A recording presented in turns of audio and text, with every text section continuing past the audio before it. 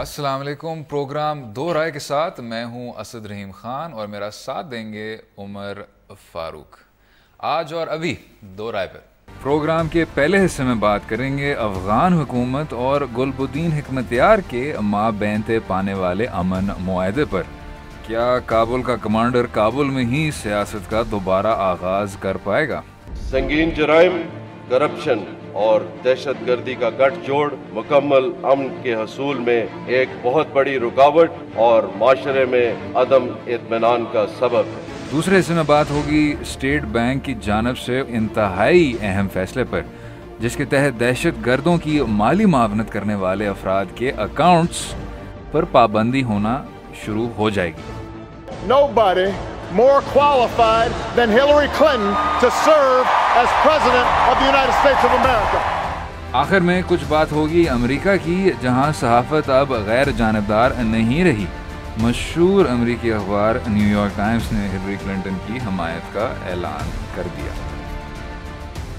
جی عمر صاحب، 22 ستمبر کو آپ نے ایک ایسے آدمی کے ساتھ معاہدہ کیا ہے، کابل افغان حکومت نے، کابل نے اس آدمی کے ساتھ سائن کیا ہے، جس کا شاید کابل پہ جو راکٹس کی برسات ہوتی تھی 90 کی دہائی میں، اور اس کا کافی خاص رول ہے اس میں. نہیں خاص رول تو بالکل ہے اس نے. وہ سول وار چل رہی تھی اور یہ کابل کے سبربز میں بیٹھ کے کابل پہ بمبارمنٹ کرتا تھا. لیکن میرا خیال ہے جو افغان گورنمنٹ نے اچیو کرنے کی کوشش کی ہے نا، لیٹ می ٹیل یو کہ Afghan government is full of war Lord's.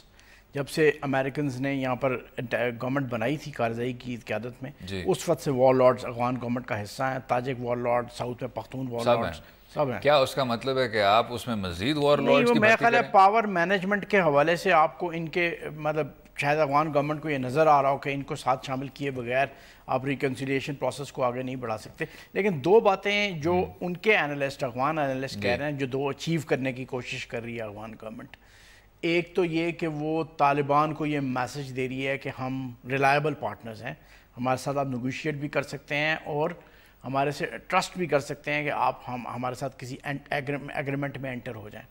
اور دوسرا وہ شاید اپنی پختون بیس کو مضبوط کرنے کی، پختون سوشل بیس کو مضبوط کرنے کی کوشش کر رہا ہے. عمر صاحب، اس پہ میں تھوڑا سا اختلاف کروں گا. ضرور یہی نظر آ رہا ہے کہ اپنی جو پختون بیس ہے اس کو وہ کنسالیڈیٹ کر رہے ہیں، لیکن شاید معاملہ اس سے بھی زیادہ انٹرنل ہے. عبداللہ صاحب جو ہیں، جو ان کی نیشنل یونٹی حکومت کے چیف ایگزیکٹو ہیں، ان کے ساتھ اشرف غنی صاحب کی بہت اب ہو رہی ہے، فرکشن ہو رہی ہے.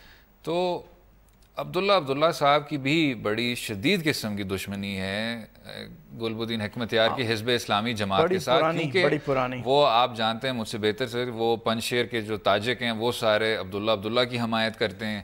جو گھلزائے پٹھان ہیں وہ سب گلبدین حکمتیار کے پیچھے کھڑے ہیں. اس پہ اور جو میں اختلاف کروں گا عمر صاحب وہ یہ ہے کہ آپ 73 سے آگے دیکھ لیں، گلبدین حکمتیار نے کب کسی کی ریکانسیلیشن میں آسانی وہ لائے ہیں؟ کبھی ایسا ہوا ہے؟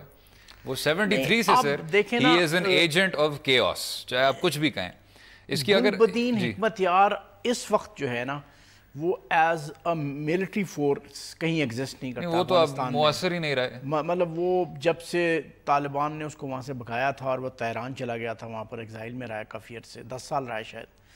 اس کے بعد سے ایز اے ملٹری فورس وہ ایگزسٹ نہیں کرتا. لیکن پولیٹیکلی اس کے میرا خیال ہے کئی رشتہ دار جو ہیں اس وقت اشرف غنی کے ساتھ گورنمنٹ میں شامل ہیں نچلے رینکس پہ، اور اس کے علاوہ اس کے کوئی 35 ممبر پارلیمنٹس بھی حزب اسلامی کے. وہ ٹھیک ہے عمر صاحب، پولیٹیکلی کوئی رول وہ اگر وہ پشتون بیس کو مضبوط بنائے گا اشرف غنی کی، تو میرا خیال ہے کہ پولیٹیکل رول اس کا بن سکتا ہے. سر آپ اگر ایک سیکنڈ کے لیے تاریخ دیکھیں اس آدمی کی، جب داؤد خان نے پشتونستان کا پھر نعرہ بلند کیا تھا تو بھٹو صاحب نے اس کو پاکستان میں وہ اجازت دی تھی کہ آپ آ جائیں. 73 سے سر یہ ایک بڑی لمبی تاریخ چلتی آ رہی ہے. افغان جہاد کے وقت بھی یہ آپ کے سب سے پسندیدہ ریسیپینٹ تھے. ان کو آپ نے ہتھیار بھی دیا، فائنینسنگ بھی کی آپ نے ان کی حزب اسلامی کی، اور جب روس کو آپ نے ہرا بھی دیا تو ان کو بڑا عظیم ہیرو سمجھا جاتا تھا. ہمیشہ سے یہ فرنٹ اینڈ سینٹر رہے ہیں. یہ جب خانہ جنگی ہوئی ہے عمر صاحب، خانہ جنگی جب ہوئی، جب سعودی سیاف کے پیچھے کھڑے ہو گئے، آپ ان کے پیچھے کھڑے ہو گئے، ایران ہندوستان احمد شاہ مسعود کے پیچھے کھڑے ہو گئے اور آپ نے اس بیچارے سے چھوٹے سے ملک کو تباہ و برباد کر دیا 90s میں، تو تب بھی گل بدین حکمت یار صاحب وزیر اعظم کے عہدے پہ فائز رہے.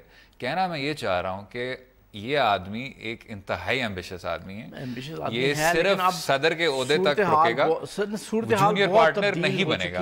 میں آپ کو ایک بات بتاؤں کہ میں نے اس کو انٹرویو کیا تھا، یہ 1996 میں یہاں آیا تھا اسلام آباد. جی. ایک پاکستان گورنمنٹ نے ایک موٹ آرگنائز کی تھی طالبان افغان لیڈرز کی. احمد شاہ مسعود کا ریپرزینٹیٹو بھی آیا تھا اس میں عبدالرشید دوستم بھی آیا تھا، حکمت یار خود آیا تھا یہاں پر اس موٹ میں کانفرنس میں شرکت کے لیے. تو میں نے اس کو لیکن اس وقت پاکستانی گورنمنٹ شفٹ کر گئی تھی طالبان کی طرف. تو میں نے آئی ریممبر آسکنگ ہم ون کویسچن، جو 20 سال پہلے کی بات ہے. مجھے ایک کویسچن ابھی تک یاد ہے جو میں نے اس سے کیا تھا. میں نے اس سے پوچھا تھا کہ یہاں پر یہ امپریشن ہے کہ آپ پاکستانی ملٹری اسٹیبلشمنٹ کے بلو آئیڈ بائے ہیں.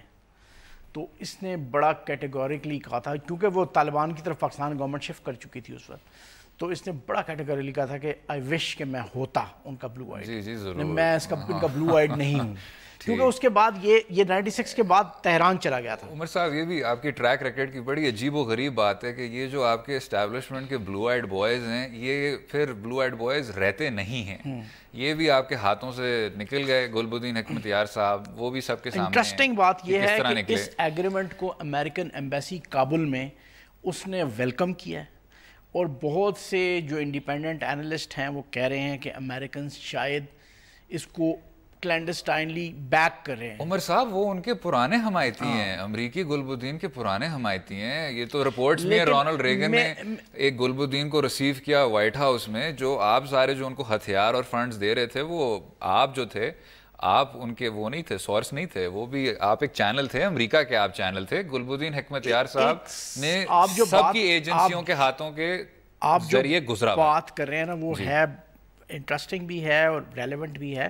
میں آپ کو ایک صاحب ہیں پیٹر مارسٹن، جو 25-30 سال تک افغانستان میں ایڈ این جی اوز کے ساتھ کام کرتے رہے. انہوں نے افغان پالیٹکس کو، رشین انویژن کو، یہ سب چیزوں کو دیکھا ہوا ہے. ان کا کہنا یہ ہے کہ جب سور ریولوشن آیا نا افغانستان میں، انہوں نے کتاب لکھی ہے جب داؤد خان آئے تھے، جب سور ریولوشن آیا. سور ریولوشن کے بعد ایک اسپونٹینیس ٹرائبل اپرائزنگ افغانستان میں شروع ہو گئی تھی. پیٹر مارسڈن کا خیال یہ ہے کہ آئی ایس آئی اور امریکن سی آئی اے اور وہ جو عرب اسٹیٹس کی انٹیلیجنس ایجنسیز تھیں، انہوں نے اپنے فنڈز کے ذریعے اس ٹرائبل اپرائزنگ کو ہائی جیک کیا تھا. یہ جو لیڈرشپ ہے نا حکمت یار سے کیا تعلق ہے؟ نہیں، میں یہی تو بتا رہا ہوں، حکمت یار کے ذریعے ہائی جیک، حکمت یار اور یہ عبدالرب رسول سیاف، یونس خالص، ان لوگوں کے ذریعے اس ٹرائبل اپرائزنگ کو، پیٹر مارسڈن یہ کہتا ہے کہ اس اپرائزنگ کو ہائی جیک کیا تھا، ورنہ وہ ٹرائبل اپرائزنگ اسپونٹینیس تھی، اس کا کوئی لیڈر نہیں تھا. لیکن جو اب نظر آ رہا ہے عمر صاحب وہ یہ ہے کہ اب کہ یہ آدمی واپس آ گیا ہے، شاید افغانستان کو مزید نقصان ہی ہوگا. لیکن اسی موضوع پہ ہم پاور مینجمنٹ کے لیے نا، جی میرا خیال ہے کہ اگر آپ نے نیکڈ پاور کو، the power which is flowing from the barrel of the gun، اگر آپ نے اس کو مینج کرنا ہے، وہ تو اب مؤثر ہی نہیں رہے. آپ کیوں چلے ہوئے کارتوس عمر صاحب 80s اور 90s میں power still flows from the barrel of the gun. لیکن گل بدین کے پاس کون سی گن ہے؟ وہ بات ختم ہو گئی. لیکن وہ پشتونوں کے ایک سیگمنٹ کو ریپرزینٹ ضرور کرتا ہے، ضرور کرتے ہیں، جو اس کو اسی موضوع پہ عمر صاحب بات کرتے رہیں گے ہم اگلے سیگمنٹ میں. پلیز اسٹے ود اس.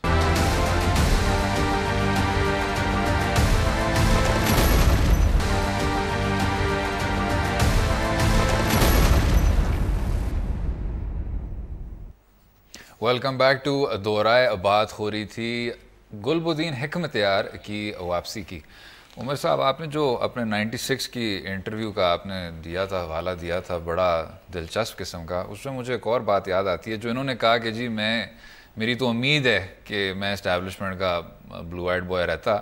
قاضی حسین احمد صاحب نے کہا تھا جب یہ خانہ جنگی بالکل ہی اپنی انتہا پہ پہنچ گئی تھی اور کابل پہ راکٹس کے برسات شروع ہو گئی تھی، اور ایک طرف گل بدین صاحب تھے، ایک طرف احمد شاہ مسعود صاحب تھے، کہ یہ جو سارے بڑے بڑے مجاہدین کمانڈر تھے یہ میرے گھر آتے تھے پھٹے ہوئے کپڑوں میں، اور اب مجھے افسوس یہ ہوتا ہے کہ یہ لینڈ کروزر میں پھرتا تھا یار اور اب قاضی صاحب نے کہا اب مجھے افسوس یہ ہوتا ہے کہ کوئی میری بات سننے کو تیار تک نہیں ہے. تو یہ جو جب آپ کرتے ہیں کہ جی بلو آئیڈ بوائز کو بناتے ہیں وہ اکثر آپ کے ہاتھ میں رہ نہیں پاتے. فریڈم موومنٹ اگر انٹیلیجنس ایجنسیز کی کریشن ہو نا تو اس کا کرمنلائزیشن ہونا بڑا جلدی ہو جاتا پروسیس, کرمنلائز ہو جاتی ہے. اور ہوئی ہے جب بھی آج پورے خطے کی تاریخ ہے یہاں پہ کرمنلائز ہوئی ہے. میرا خیال افغان جو فریڈم موومنٹ تھی وہ بھی کرمنلائز ہوئی. اسی بات پر عمر صاحب ہمارے ساتھ اسماعیل خان صاحب ہیں جو ڈان پشاور کے ریزیڈنٹ ایڈیٹر ہیں اور افغانستان سے متعلق بھی تمام امور پر ان کی گہری نظر رہتی ہے. جی اسماعیل خان صاحب سر ویلکم. جی السلام علیکم. اسماعیل صاحب آپ کو کیا نظر آ رہا ہے جو اب گلبدین حکمتیار صاحب کے ساتھ بھی اب معاہدہ ہو گیا ہے افغان حکومت کا, کہ کیا وے فارورڈ کیا نظر آ رہا ہے آپ کو؟ دیکھیں میرے خیال میں ایک جو انفارمل ارینجمنٹ تھی وہ فارملائز ہو گئی ہے, کیونکہ حکمتیار صاحب کا جو گروپ ہے یا ان کی جو پارٹی ہے وہ افغانستان میں رجسٹرڈ پولیٹیکل پارٹی ہے. 35 کے قریب اس کے لوگ جو ہیں وہ پارلیمنٹ میں بیٹھے ہوئے ہیں. عبداللہ جو سی ای او ہیں, ان کے جو ڈیپٹی ہیں وہ حکمتیار صاحب کے پارٹی کے ہیں. ان کے بہت سارے جو پارٹی کے لوگ ہیں ان کے انکلوڈنگ سن ان لا ہمایون جریٹ صاحب, وہ ایڈوائزرز ہیں, اسسٹنٹس ہیں اس کے اشرف غنی صاحب کی گورنمنٹ میں. دوسرے جو ان کے صاحب قاضی امین وقات صاحب وہ ہائی پیس کاؤنسل میں ہیں. ان کی پارٹی کی پریزنس ہے, politically they are active. Militarily یہ ان ایکٹیو ہو گئے تھے, بہت سارے لوگ ان کے چھوڑ کے چلے گئے, کچھ طالبان کے ساتھ چلے گئے, کچھ جو ہے وہ افغان گورنمنٹ میں شامل ہو گئے. تو میرے خیال میں جو ایک انفارمل ارینجمنٹ تھی اب وہ فارملائز ہو گئی ہے. گلبدین صاحب جو ہیں وہ ایکٹیولی اپنی جو پولیٹیکل وہ ہے وہ اس کو پرسو کر پائیں گے.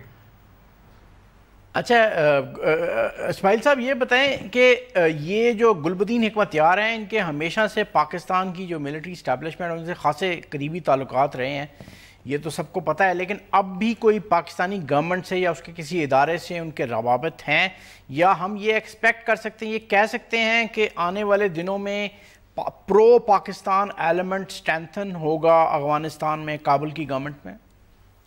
ہاں, یہ پہلے جو آپ نے شروع میں بھی جو ابتدائیے میں جو آپ نے بات کی ان کی اسٹیبلشمنٹ کے ساتھ, انٹیلیجنس آئی ایس آئی کے ساتھ ان کے جو روابط تھے at the peak of the Afghan war, تو اس وقت تو یہ بلو آئیڈ ضرور تھے. عمر صاحب جو اسماعیل خان صاحب بھی بات کر رہے ہیں, ایک اور چیز نظر آتی ہے. ایک حامد کارزائی صاحب جو آپ کے سابق صدر ہیں, افغانستان کے جو سابق صدر ہیں, وہ بہت دلچسپی لے رہے ہیں افغانستان کی ریاست کے کاموں میں بھی بہت دلچسپی لے رہے ہیں. صبح سے شام تک بیٹھتے ہیں, ان کے کچھ سابق درباری بھی آ کے بیٹھتے ہیں اور ان سے مشورہ کرتے ہیں. حامد کارزائی صاحب کو بہت زیادہ ہے کہ وہ اب انٹرم حکومت میں صدر لگ جائیں. گلبدین حکمتیار کے آنے سے وہ اب میٹرکس تبدیل ہو گیا ہے. دونوں پٹھان ہیں, دونوں کا بڑا بیس ہے گلزائیوں میں بھی اور کچھ کندہار میں بھی ان کا کچھ فٹ ہولڈ ہے. تو یہ بڑا میرے خیال سے دلچسپ ڈائنامک ہے کہ ایک آدمی جو بڑا پاکستان کے مخالف رہا ہے اور دوسرا جو ریاست پاکستان کا حمایتی رہ چکا ہے. ویسے حکمتیار شاید پولیٹیکلی زیادہ ریلیونٹ اس لیے ہوگا جی, ڈسپائٹ دا فیکٹ کہ اس کو وہ butcher of the Kabul butcher قصاب, کابل کا قصاب کہہ رہے ہیں, لیکن ریلیونٹ میرا خیال ہے اس لیے ہوگا کہ اس کی اس وقت اشرف غنی کی گورنمنٹ میں پریزنس اس کے پارٹی کی, اس کے رشتہ داروں کی خاصی ہیوی ہے. کافی لوگ اس میں شامل ہیں, 35 ممبرز آف دا پارلیمنٹ ہیں, اور بہت سی جو میرا خیال ہے یہ جو انٹیلیجنس کے کنیکشنز ہوتے ہیں نا وہ ایک دفعہ اسٹیبلش ہو جائیں تو وہ لائف لانگ کانٹیکٹس ہوتے ہیں اس طرح کے لوگوں کے. اور مجھے اچھی طرح پتہ, میری ذاتی نالج میں یہ بات ہے کہ ایک اس طرح کا موٹ جدہ میں بھی ہو چکا ہے جو سعودی گورنمنٹ نے آرگنائز کیا تھا, اور انٹرسٹنگلی اس میں نواز شریف صاحب نے شرکت کی تھی, جس میں حکمتیار کے ریپرزینٹیٹیو بھی بیٹھے تھے, کارزائی کا بھائی بیٹھا تھا, عبدالقیوم کارزائی اس کا نام مجھے یاد آ رہا ہے. اگر اسماعیل صاحب واپس آ گئے ہیں اسماعیل صاحب سے, اسماعیل صاحب اگر اسی بات پہ ہم کنٹینیو کر سکیں جو آپ بات کر رہے تھے کہ کیا یہ کہا جا سکتا ہے کہ حکمتیار کے آنے سے کابل میں پرو پاکستان ایلیمنٹ مضبوط ہوں گے؟ اور دوسرا اسماعیل صاحب کیا عبداللہ کی جو پوزیشن ہے وہ مزید کمزور ہوئی ہے؟ دیکھیں میرے خیال میں اختیار کی ایجنڈ سے پاور ڈائنامکس میں چینجز ضرور آئیں گی. میں جیسے پہلے عرض کر چکا ہوں کہ ان کی پریزنس ہے پارلیمنٹ میں بھی گورنمنٹ میں بھی. اور دوسرا یہ کہ اختیار صاحب پشتون ہیں لیکن ناردرن افغانستان کے جو ہیں وہ امام صاحب کندوز میں وہاں پہ پیدا ہوئے ہیں. تو نارتھ میں کی ٹھیک ٹھاک وہاں پہ بھی ان کی پریزنس ہے, جو کہ نارتھ میں آپ کو پتہ ہوگا کہ نان پشتون ناردرن افغانستان میں زیادہ ہے, لیکن وہاں پہ بھی اختیار صاحب کی کافی پریزنس ہے. تو میرے خیال میں جو پاور پلے ہے افغانستان میں یا کابل میں, اس میں تبدیلی ہوگی. اور کافی سارے لوگ یہ سمجھتے ہیں کہ ان کے پاس کافی ایسے لوگ ہیں جو کہ اگر تو نیکسٹ الیکشنز ہوتے ہیں تو اس میں کافی مؤثر وہ ایک رول پلے کر سکتے ہیں.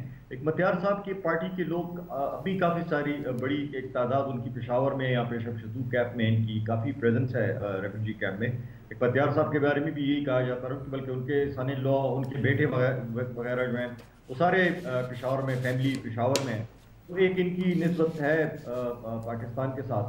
اور میرے خیال میں جو مجھے بڑی دلچسپ بات بتائی تھی افر سیاب خٹک صاحب جو ہیں ایم پی کے, انہوں نے کہا تھا کہ انہوں نے میڈییٹ کرنے کی کوشش کی تھی.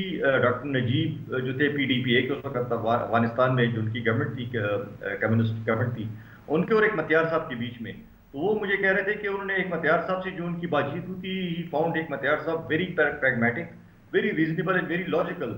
تو میرے خیال میں اختیار صاحب ضرور اپنا رول پلے کریں گے, جو کہ دونوں ملکوں کے بیچ میں جو سچویشن ابھی بنی ہوئی ہے اس کو ڈیفیوز کرنے میں. ابھی تو فارمل ایگریمنٹ ہو گیا ہے, ابھی دیکھنا یہ پڑے گا کہ اختیار صاحب کب اس قابل ہوتے ہیں کہ وہ منظر عام پہ آ سکیں یا افغانستان جا سکیں اور وہاں پہ اوپنلی ریپرزینٹ کر سکیں اپنی پارٹی کو. ویسے اسماعیل صاحب یہ بتائیے گا کہ یہ کہا جا رہا ہے کہ حکمت یار اب کی کوئی اب ملٹری ویلیو افغان سوسائٹی میں نہیں ہے, یہ بات درست ہے؟ جی بالکل, کیونکہ وہ ان کے جو بہت سارے کمانڈرز تھے وہ جو چھوڑ کے چلے گئے, افغان گورنمنٹ میں شامل ہو گئے. فائٹر جو فٹ سولجرز تھے وہ کچھ طالبان کے ساتھ چلے گئے, کچھ انیکٹیو ہو گئے. تو ملیٹریلی ان کی اتنی پریزنس وہ اتنے ایکٹیو نہیں تھے. تھینک یو اسماعیل خان صاحب سے, تھینک یو جناب. انٹرسٹنگ سچویشن ہے یار, لیکن میرا خیال ہے جب تک آپ پولیٹیکل پروسیسز وہاں پر شروع نہیں کرتے نا, یہ نیکڈ پاور جو ہے نا, جو which is flowing from the barrel of the gun, اس کو مینیج کرنے کے لیے انسٹیٹیوشنز نہیں بناتے. میرا خیال ہے امریکنز کی جو سب سے بڑی ناکامی ہے نا افغانستان میں, I think it's not a military defeat Americans are facing in Afghanistan. Americans کی سب سے بڑی ناکامی یہ ہے کہ وہ سینٹرل گورنمنٹ بنانے میں ناکام ہوئے اور ادارے بھی انہوں نے billions of dollars trillions of dollars خرچ کیے, لیکن افغانستان میں سینٹرل گورنمنٹ کا سٹرکچر نہیں بنا سکے. اور ساتھ میں عمر صاحب کیونکہ وہ ادارے نہیں بنا سکے, تو حیرت اس بات پہ ہوتی ہے کہ گلبدین حکمتیار صاحب جیسے آدمی جو میرے خیال سے 1988 میں لاسٹ سب سے ریلیونٹ تھے, وہ اب شاید اگر صدر نہیں تو کسی بہت بڑے عہدے پر فائز یہ بڑی ہو سکتے ہیں. انٹرسٹنگ بات سننے کو مل رہی ہے کہ شاید امریکنز بھی اس کو بیک کر رہے ہیں اس ایگریمنٹ کو. شاید عمر صاحب افغانستان جیسے پاکستانی بھی آر ویری ہیپی کہ یہ ہو گیا. افغانستان جیسے ملک میں عمر صاحب کبھی کچھ پتہ ہوتا نہیں ہے. اگلے حصے میں بات کریں گے ہم دہشت گردوں کی جو مالی معاونت ہے اور جو نیشنل ایکشن پلان نے کہا ہوا ہے کہ اس پہ اب پابندیاں لگیں. اسٹے ود اس.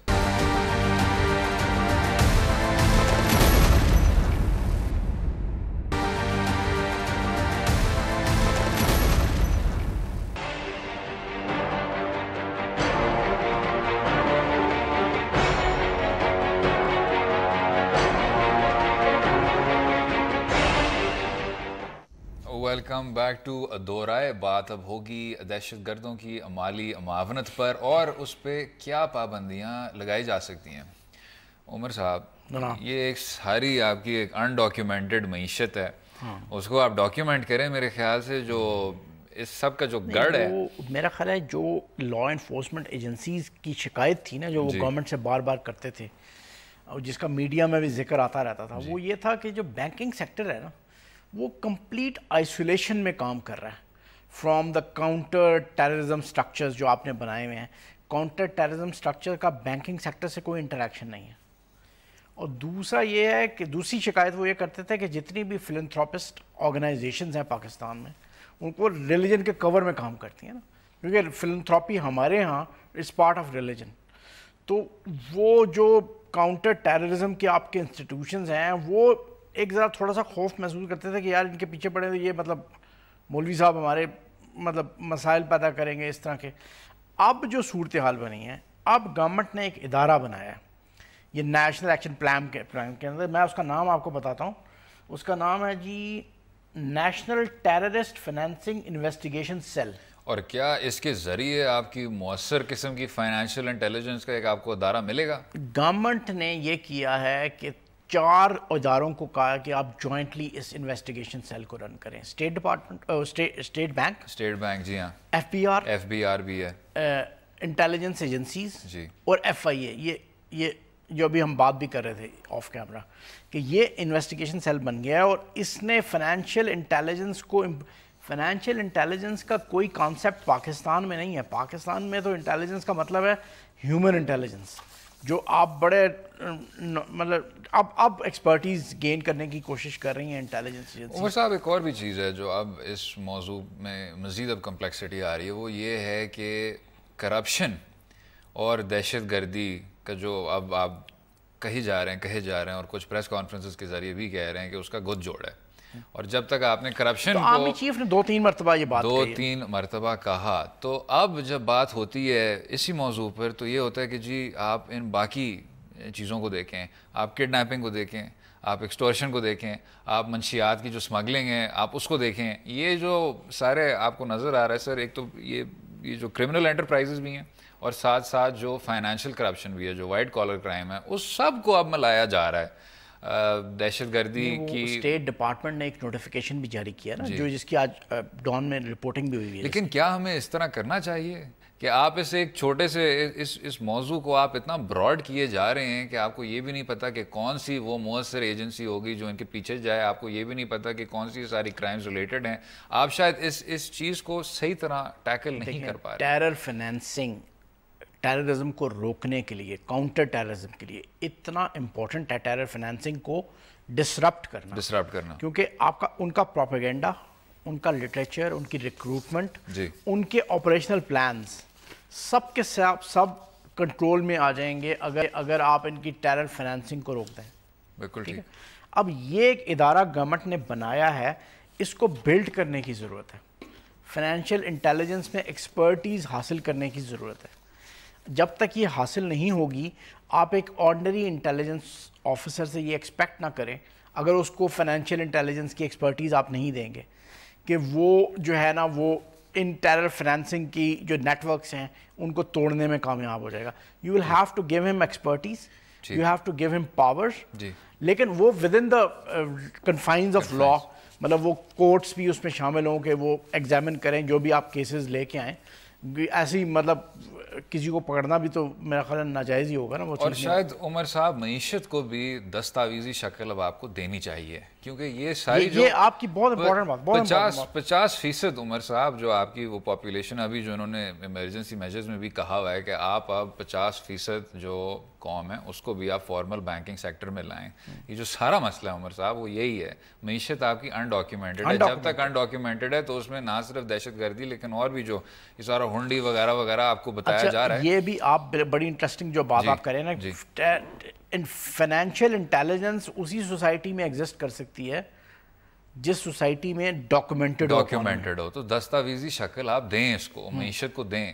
اور میرے خیال سے آپ جب تک وہ قدم نہیں لیں گے تو اسی طرح چلتا رہے گا کام. آپ پچھلے 5 سال سے, بلکہ مشرف صاحب کے دور سے ہمیں یہ کہا جا رہا ہے بار بار کہ جی ان کی جو مالی معاونت ہے اس کو ختم کر رہے ہیں, انسٹیٹیوشنلائز کریں. یہ جو آپ نے بہت خوبصورت بات کی کہ ایک مؤثر فائنینشیل انسٹیٹیوشنز ان کو کس طرح قائم کرتے ہیں, یہ ہم سنتے آ رہے ہیں عمر صاحب. لیکن بلکہ عمر صاحب قائد اعظم محمد علی جناح کی بھی جو تقریر ہے 11 اگست کی, اس میں سر وہ بات کرتے ہیں کہ یہ جو بلیک مارکیٹ ہے یہ کیا ہے سر, یہ یہی ہے کہ آپ کی معیشت جو ہے وہ انڈاکیومنٹڈ ہے. تو آپ تو پچھلے 60 سال سے 70 سال سے یہ سنتے آ رہے ہیں کہ کچھ بھی نہیں آپ نے ڈاکومنٹ کرنا ہے. آخر میں ہم بات کریں گے کچھ انٹرنیشنل امور پر. کیا صحافت غیر جانبدار ہے؟ نیو یارک ٹائمز نے ہلری کلنٹن کی حمایت کا اعلان کر دیا, اس پہ بات کریں گے. اسٹے ود اس.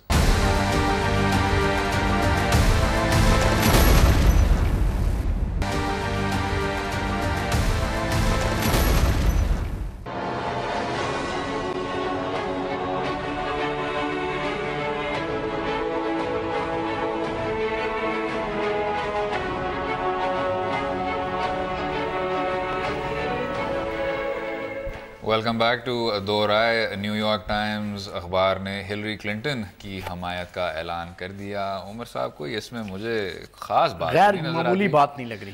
نہیں ہمارے لیے بڑی معمولی بات جرنلسٹ مجھے اس میں غیر معمولی بات یہ لگ رہی ہے کہ آپ کسی مین سٹریم کے نیوز پیپر کو پاکستان میں یہ ایکسپیکٹ نہ کریں کہ وہ الیکشن سے پہلے کسی ایک کینڈیڈیٹ کو اوپنلی ایک سٹیٹمنٹ یا ایک ایڈیٹوریل کے ذریعے انڈورس کرتے ہیں. وہ ٹھیک ہے, لیکن نیو یارک ٹائمز پچھلے 50 سال سے آپ کے ڈیموکریٹ کینڈیڈیٹ کو انڈورس کرتا ہے. انڈورس کر رہا ہے کئی بار. انکلینیشن ہے towards New York Times a liberal newspaper. اس حد تک کہ امریکن جو آئیڈیولوجیکل اسپیکٹرم ہے نا اس میں وہ لبرلز ان کو مانا جاتا ہے. اس حد تک کہ بہت بڑے جو لوزر شاید کہنا نہیں چاہیے, لیکن جن لوگوں کا کوئی چانس نہیں تھا جیتنے کا, جارج مگاون, والٹر مونڈیل, یہ سارے, ان کی حمایت کا اعلان وہ کر چکی ہے. میرا خیال ہے یہ مین سٹریم جو امریکن نیوز آؤٹلیٹس ہیں, جو نیوز آرگنائزیشنز ہیں, ان کا ٹرینڈ نہیں ہے. اور میں پھر سے اختلاف کروں گا عمر صاحب, جو آپ نے کہا پاکستانی اخبار شاید اس طرح نہیں کرتے. دبے ہوئے الفاظ میں آپ کے جو یہاں کے اخبارات ہوتی ہیں, جھکاؤ ہوتا ہے, بالکل ہوتا ہے, لیکن ایڈیٹوریل کے ذریعے کسی ایک پرائم منسٹریل کینڈیڈیٹ کو انڈورس کرنا نیور ہیپنز ان پاکستان. عمر صاحب معذرت کے ساتھ 2013 کے بھی آپ ایڈیٹوریل دیکھ لیں, دبے ہوئے الفاظ میں انہوں نے لوگوں کو بھی انڈورس کر لیا. امریکن جرنلزم کا بھی یہ ٹرینڈ نہیں ہے کہ آپ کسی کو انڈورس کریں. میں ابھی آپ کو بتاتا ہوں, یہ ایک امریکن جرنلسٹ کا ایک ڈیلیگیشن اسلام آباد میں آیا ہوا تھا. مجھے چانس ملا ان سے ملنے کا. ان میں ایک ایڈیٹر تھے فلوریڈا کسی نیوز پیپر کے ایڈیٹر تھے. انہوں نے کہا جی کہ ہم اپنے نیوز روم میں یہ ڈسکس بھی نہیں کرتے, یہ پبلسائز بھی نہیں کرتے کہ یہ ہم لبرل ہیں یا کنزرویٹو ہیں. وہ جو ڈیوائیڈ ہے امریکہ میں لبرل اور کنزرویٹو کا ہی ہے نا, وہ کہتے ہیں ہم پبلکلی ہم ایڈوکیٹ نہیں کرتے کہ ہم لبرل ہیں یا وہ ہیں. ہم پوزیشن ضرور لیتے ہیں کسی بھی سوشل یا پولیٹیکل ایشوز پہ, but we don't side with liberals اور ود کنزرویٹوز. آپ کو فلوریڈا سے کہیں کسی چھوٹے سے شہر سے کوئی فرشتہ ہی ملا ہے آپ کو, کیونکہ آپ اگر ان کا کوئی بھی اخبار اٹھا لیں, آپ رولنگ سٹون اٹھائیں, خیر رولنگ سٹون اس طرح تو نہیں, آپ نیو یارک ٹائمز اٹھا لیں, واشنگٹن پوسٹ اٹھا لیں, اس میں واضح ہے ان کی انکلینیشن کیا ہے. اور یہ جو صحافی ہیں, یہ جو رپورٹرز ہیں, جو جرنلسٹ ہیں, آپ ایڈیٹوریل کو بھی چھوڑ دیں, وہ بات کرتے ہیں سر کہ ہمارا جو ملک ہے وہ تباہی کی طرف جا رہا ہے. اگر آپ ہلری کلنٹن کو منتخب کریں یا اگر آپ ڈونلڈ ٹرمپ کو منتخب کریں, یہی تو کہہ رہا ہوں, یہ دونوں امیدوار بھی ایسے جرنلسٹ مل جائیں گے جو یہ کوئی پرو نواز شریف ہوتا ہے, کوئی پرو پیپلز پارٹی ہوتا ہے پاکستان میں, پرو پیپلز پارٹی ہوتا ہے.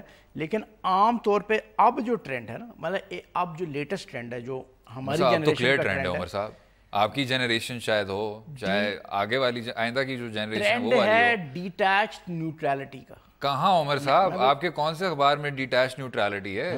بالکل مجھے ایک اخبار کا نام آپ دیں. یار میں آپ کے سامنے ایگزامپل بیٹھا ہوں. I practice detached neutrality. عمر فاروق صاحب, I detach myself emotionally from political situations. عمر صاحب آپ and observe the political situation from a position of neutrality. عمر صاحب آپ کی تو بات ہی اور ہے, آپ کا بات اور نہیں ہے, طویل آپ کا صحافی تجربہ ہے, اور اس طرح کے بے شمار لوگ ہیں. اللہ کرے آپ اسی طرح, آپ کو شہر میں اس طرح کے بے شمار لوگ مل جائیں گے جو پولیٹیکل سچویشن کو آبزرو کرتے ہیں from a position of detached neutrality. لیکن شاید خدا باقی بھی جو آپ کے صحافی جو کولیگز ہیں ان کو بھی یہی ہدایت دے کہ آپ بھی ڈیٹیچڈ نیوٹرلٹی کو اپنائیں, کیونکہ وہ تو نہیں اپنا رہے. عمر صاحب شاید آپ ایک ہی ہیں جو مجھے نہیں ہے, میں واقف ہوں, آپ کو ملوا دوں. اچھا آپ ضرور ملوائیے گا, لیکن آپ کے جو اخبارات ہیں ان کے جو ایڈیٹوریل پالیسیز ہیں وہ بڑا آپ کو نظر آ جاتا ہے. ایک دو آپ کی بڑی بڑی جماعتیں ہیں, باقی تو آپ کو پتہ ہے وہ مرکز تک تو پہنچ بھی نہیں سکتی. دبے ہوئے الفاظ کے ذریعے وہ ضرور حمایت کا اعلان کرتی ہیں. اور 2013 میں بھی انتخاب سے پہلے ان سارے ایڈیٹوریلز کو پڑھ کے آپ کو پتہ تھا, عمر صاحب کافی کلیئر پتا تھا کہ یہ نواز لیگ کو دیں گے یا نواز لیگ کو ووٹ دلوانا چاہتے ہیں, یہ تحریک انصاف کو ووٹ دلوانا چاہتے ہیں. اور کچھ ایک ایسے اخبار تھے, دیکھیں یہاں پر ایک ایسے بیچارے اخبار کہہ رہے تھے جو پارٹی نیوز پیپرز ہوتے تھے, پارٹی نیوز پیپرز ہوتے تھے جو 90s تک چلے, اور یہ سارے جی جو پارٹی نیوز پیپرز ہوتے تھے وہ پارٹیز کو انڈورس کرتے تھے.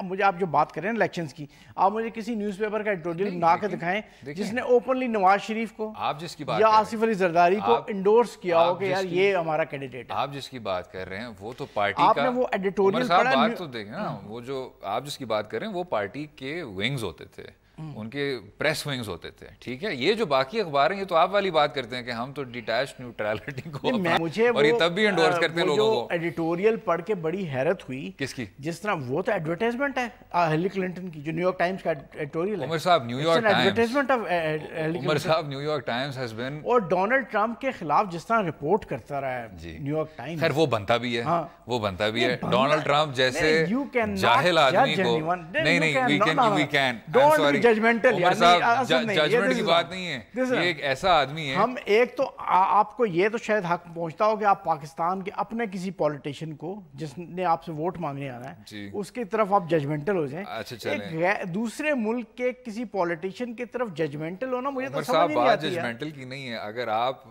نیشنل ٹیلی ویژن پہ آ کے کہہ رہے ہیں کہ جی جو میکسیکن ہیں وہ لوگوں کے ساتھ زیادتی کرتے ہیں, یا جو مسلمان ہیں ان کو ملک سے باہر رکھیں, یا خواتین کے بارے میں جس طرح کے آپ لفظ استعمال کرتے ہیں انتہائی ججمنٹل ہیں, شوونسٹک ہیں, ریسسٹ ہیں اور انتہا پسند ہیں. ایز این آرڈینری سٹیزن بھی آپ کو ججمنٹل ہونے کا حق اس وقت حاصل ہوتا ہے جب آپ you are part of that country, you are citizen of that country, آپ you are part of that situation, اس وقت آپ ججمنٹل ہو. میں صرف یہ کہہ رہا ہوں عمر صاحب, ایک ایسی سچویشن جس میں you are not part of that situation, نہیں not part of that situation, تو آپ ججمنٹل نہیں ہو سکتے میرا خیال ہے. عمر صاحب بات ججمنٹ کی نہیں ہو رہی, بات یہ ہو رہی ہے کہ اگر ایک ایسا آدمی جو نیشنل سیکیورٹی میٹنگز میں بیٹھتا ہے اور کہتا ہے کہ یار ہم بام کیوں نہیں مار سکتے, ہاں یہ ججمنٹ یہ نہیں ہے, یہ انالیسس ہے. آپ انالیسس اور ججمنٹ کو آپ سر کنفلیٹ نہ کریں. ایک تجزیہ ہوتا ہے اور ایک ججمنٹ ہوتا ہے. اگر وہ کہے کہ میں افغانستان کو بام کروں گا تو افغانستان کے لوگوں کے لیے یہ بالکل بنتا ہے کہ وہ ججمنٹ پاس کریں. عمر صاحب آپ اس پوائنٹ پہ ضرور آپ اتفاق کر لیں. لیکن یہ کہتا ہے کہ میکسیکنز کو میں امریکہ میں نہیں آنے دوں گا, یو کینٹ بی ججمنٹ. چلیں آپ اس بات پہ ضرور اتفاق کر لیں کہ مجھے ہیلری کلنٹن جتنی بھی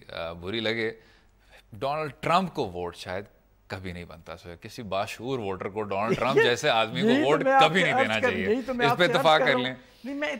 کیا آپ ٹرمپ کو ووٹ دیتے؟ اگر میں امریکن سٹیزن ہوتا, میرے سامنے یہ سوال آتا تو پھر میں اس کا جواب دیتا. ابھی تو میں اس جواب دینے میں پوزیشن میں ہی نہیں ہونا یار. تو بحیثیت ایک پاکستانی صحافی جس نے پچھلے پاکستان کے بارے میں بات کرے گا, عمر صاحب تھوڑا سا نا کبھی ایک مورل امپیریٹو ہوتا ہے, اس کو آپ کو سامنے رکھنا چاہیے, اور شاید اس کو تجزیہ کا بھی ایک چھوٹا سا حصہ بننا چاہیے. ریلیٹو ہے, کانٹیکسٹ میں ہوتی ہے, کسی ریلیٹو ہوتی ہے اور کانٹیکسٹ میں ہوتی ہے. اور کسی بھی مورل ریلیٹو اسکول یہ نہیں کہے گا کہ ڈونلڈ ٹرمپ جیسے آدمی کو آپ ووٹ دیں. اس بات پہ اگر آپ کر لیں اتفاق, چلیں پھر آپ کو دیکھیں, پھر آپ ہوگا یہ کہ آپ ان logوں کی مورل ججمنٹ کو کوسچن کر رہے ہوں گے میں بات کو صرف تجزیہ کے حدود تک رکھ رہا ہوں. میں نے ججمنٹ کی کوئی بات نہیں کی. امید ہے کہ آپ کو آج کا پروگرام پسند آیا ہوگا. اگلے ہفتے تک مجھے اور عمر فاروق صاحب کو اجازت دیں. خدا حافظ.